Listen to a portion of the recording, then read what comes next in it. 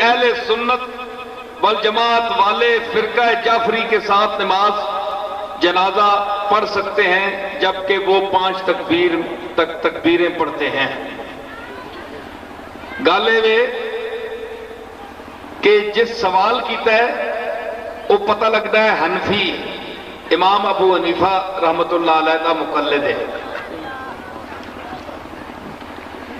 جیڑی چیز رسول اللہ صلی اللہ تعالی علیہ وسلم سے جو بات ثابت ہو اور جس طرح ہمارے ائمہ کبار نے پوری تحقیق کے ساتھ حضور علیہ الصلوۃ والسلام کے مسلسل عمل کو حدیثوں کی روشنی میں کتب فقہ میں نقل کیا ہے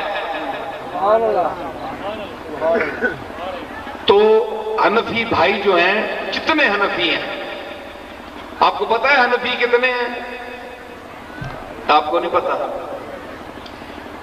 اس دور میں روئے زمین پر سانس لینے والے انسان جو ہیں جو مقلد ہیں امام شافعی، امام احمد بن حنبل، امام مالک، امام ابو حنیفہ، 4 امام.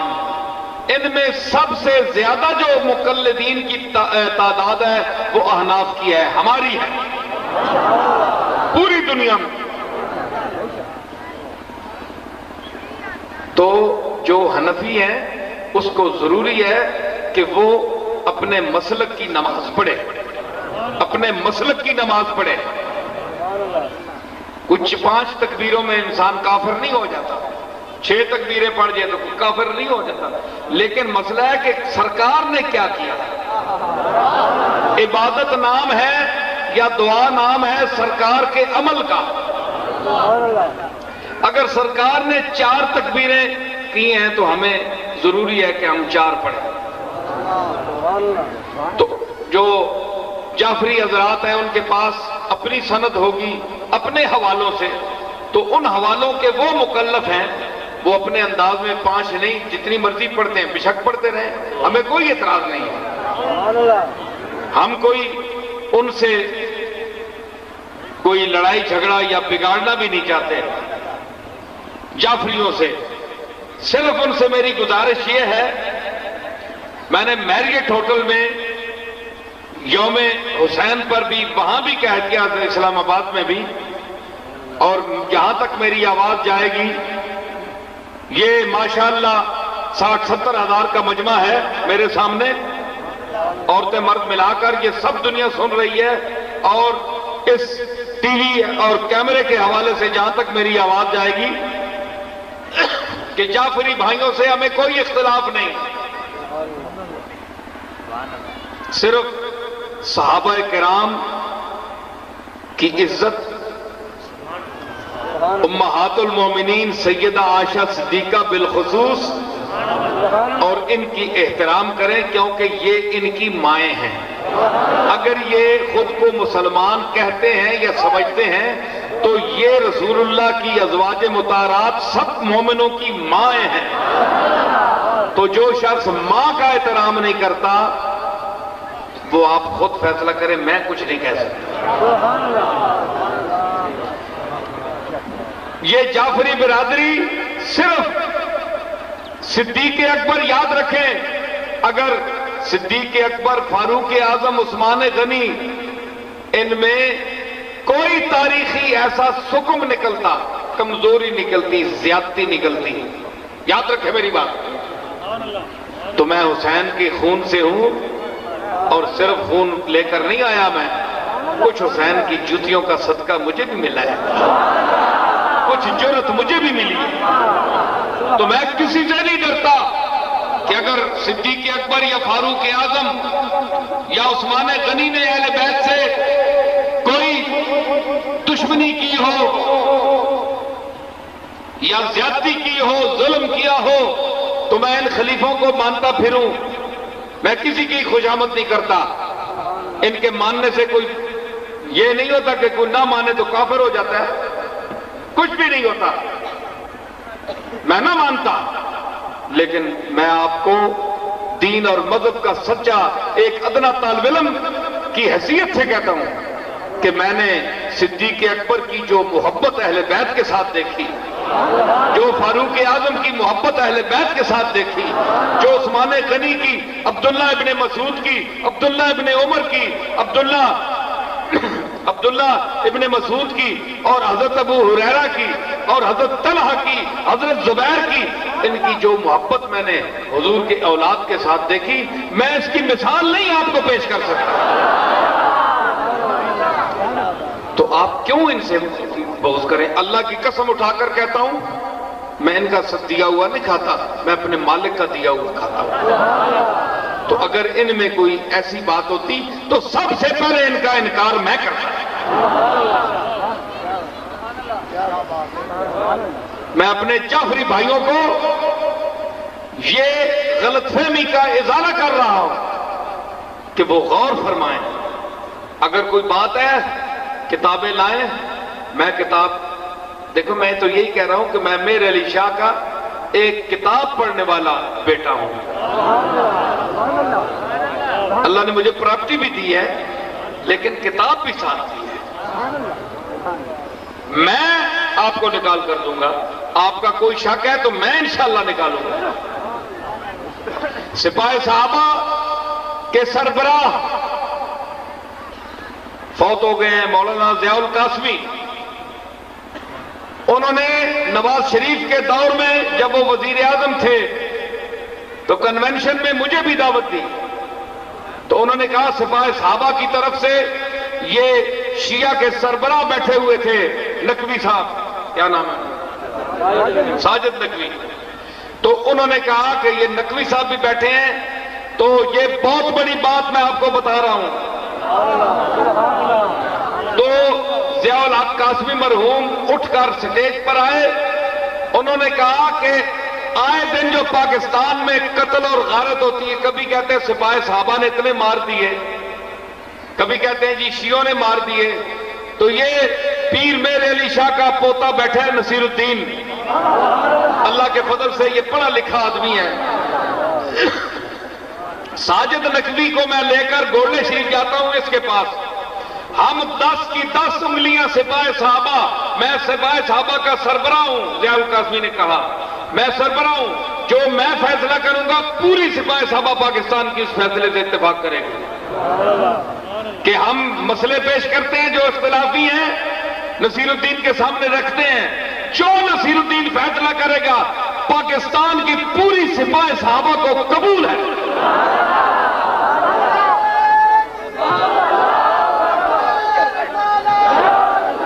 پتا ہے کہ وہ ان کا مکتبہ دیوبندی ہے، ہمارا اہل سنت ہے، تو اختلاف مسلک کے باوجود انہوں نے مجھے اتنی عزت دی۔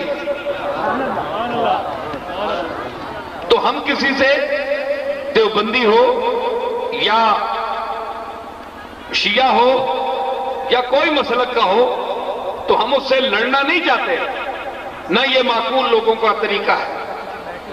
علم کی زبان میں آئیں، گفتگو کریں، نتیجہ لیں، اگر آپ سچے ہیں تو دلیل سے ثابت کریں، ہم مان جائیں گے، اگر ہم سچے ہیں تو دلیل پیش کریں، آپ دیانتداری سے سن کر مان جائیں۔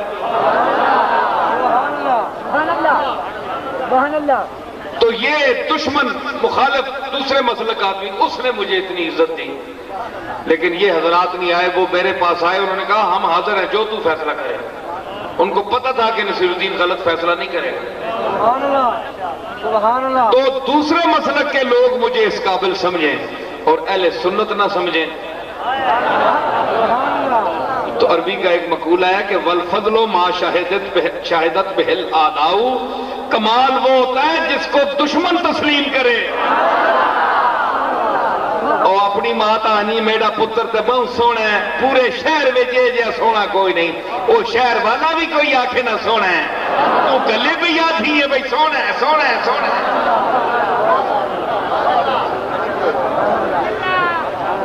سمجھ آئی نا؟ اس واسطے تو صحابہ کا احترام کریں، خیال کریں، کف لسان کریں، ازواج مطہرات کا ادب کریں، تو ہم آپ کے بھائی ہیں، اسی طرح دیوبندی حضرات جو ہیں رسول اللہ صلی اللہ علیہ وسلم کا احترام کریں محبت کے ساتھ. اچھا جی سلام دی پڑھنے اگر جی سلام پڑھنا شرک ہے آدھے نا حضور دے زمانے چ نہیں ہویا. حضور دے زمانے چ بڑیاں گلاں نہیں ہوئیاں. حضور دے زمانے تسی بھی نہیں ہو تے تسی بھی بدعت ہو. پھر حضور دے زمانے تے تسی بھی نہیں ہو تسی بھی بدعت ہو. حضور دے زمانے بڑیاں کچھ ہیں تفصیل دا ٹائم نہیں ہونے والا وقت ہو گیا. میں ہن سمیٹ رہا گفتگو کہ کم از کم تسی نہیں سلام پڑھتے ہو تے جڑے پڑھتے ہیں انہوں نے تو مشرک نہ آکھو. انہوں نے تو مشرک نہ آکھو. کوئی سلام پڑھنا شرک ہے؟ کتنے شرک لکھا ہے؟ شرک دی کیا تعریف ہے؟ شرک دی اے تعریف نہیں. میں نو تو نہ سمجھاؤ نا. سبحان اللہ سبحان اللہ. کیا سانو اتنا پتہ نہیں کہ شرک دی کیا تعریف ہے؟ جتھے ہویا اتھے فتوی لا دیتا یہ بھی شرک ہے یہ بھی شرک ہے. پھر شرک دیاں اور قسماں بھی جڑیاں تسی بھی کر دے ہو. ہاں وہ کدھرے آئے ہو تو میرے کو پوچھو میں تمہیں دساں گا. ہاں وہ کرتے ہیں سب کچھ سب چھپ کر تدبیر اسے کہتے ہیں. ہم دھر لیے جاتے ہیں تقدیر اسے کہتے ہیں. کرتے سب چھپ کے تسی بھی ہوا کو جو سانو اگے دھر لیندے ہو بس حد ہو گئی. فراڈی پیراں کو بچو لٹنے والے پیراں کو بچو. اے طویل دھاگے دے کے مقدر بدلانے والے پیراں کو بچو. اے فراڈی کوئی کسی کا طویل اللہ دی تقدیر نو نہیں بدل سکتا. یاد رکھو میری گل. تسی جو مرضی کر لو نہ کسی مولوی صاحب دا تویز نہ کسی پیر صاحب دا تویز. تویز بادشاہ بدل لے ویا تے صدر مشرف صاحب پیراں نو بلا کے تویز نہ لکھاؤنا ساری دنیا نو حکومتاں اپنے ہاتھ چ لے لے تویز لکھا کے.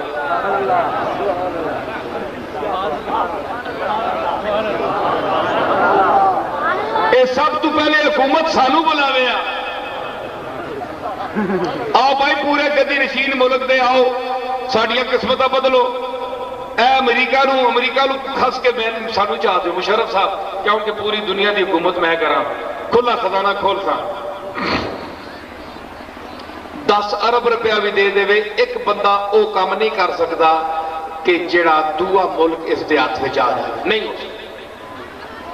کوئی نکلے پیر کوئی بندہ آیا سارے اپنی اپنی ڈگیاں بڑھا کے بیٹھے نا اپنی اپنی جگہ تے. کسی کے 10 بندے پھنسے کسی دے 50 بندے پھنسے کسی دا 500 پھنسے ہے جی. اللہ دا نام ہے نکلو میں ایک ذمہ دار درگاہ کا فرد ہوں. میں آپ کو اللہ کی طرف بلا رہا ہوں. اللہ کی طرف آئیں جس نے آپ کو پیدا کیا. اس دروازے پر اپنی حاجتیں لے کر جائیں جس پر آپ کے آقا اور میرے آقا جناب محمد رسول اللہ لے کر جاتے تھے. دعا کراؤ اچھے لوگوں کو دعا کراؤ. ایک بری گل نہیں. اچھے لوگوں کو برا اپنی والدہ کو کراؤ والد کو کراؤ استاد کو کراؤ پیر کو کراؤ کوئی اور بزرگ تمہیں ملتا ہے اس کو اچھی دعا کراؤ. اللہ کا قبول فرماندا ہے.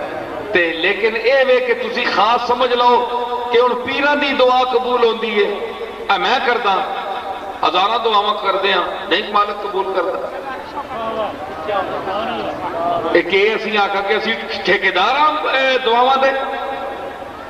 اللہ فرماندا ہے اجیب دعوت الداعی اذا دعان. جس ویلے میرا پکارنے والا مینوں پکاردا ہے تو میں اس دی دعا تو قبول کردا. پیر تو ٹھیکیدار نہیں دعا کرنے دے. اچھے آدمی نے تسی کہو ٹھیک ہے لیکن کوئی اس دا ٹھیکیدار نہیں.